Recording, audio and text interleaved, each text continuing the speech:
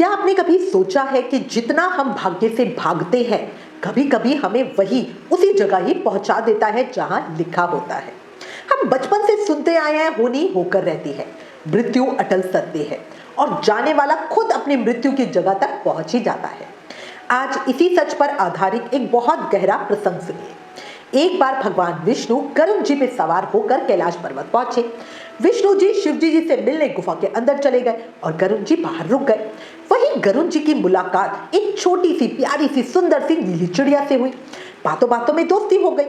कुछ दिनों के बाद फिर मुलाकात हुई तो चिड़िया बोली, मित्र तुम इतनी दूर रहते हो, हमारी दोस्ती कैसे निभेगी?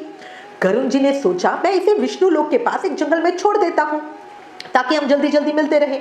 गरुड़ जी चिड़िया को लेकर क्षणों में क्षीर सागर के पास उस जंगल में पहुंचे और उसे वहां पे छोड़ आए।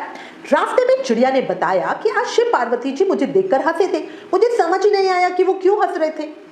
गरुड़ जी ने लौटकर भगवान शिव से कारण पूछा तो शिव जी मुस्कुराए और बोले, मैं हंसा इसलिए था क्योंकि इस चिड़िया की मृत्यु उसी जंगल में लिखी है जहां तुम इसे अभी छोड़कर आए हो। एक बिल्ली वहां पहले से बैठी है और जो लिखा है वो होकर ही रहेगा। गरुड़ जी घबरा गए, ध्यान लगाया तो देखा विधि अपना काम कर चुकी थी। अब गरुड़ जी पछताने लगे, काश मैंने उसे जंगल में ना छोड़ा होता, काश उसे कहीं और छोड़ा होता, या काश मैंने उसे यहीं पे छोड़ दिया होता।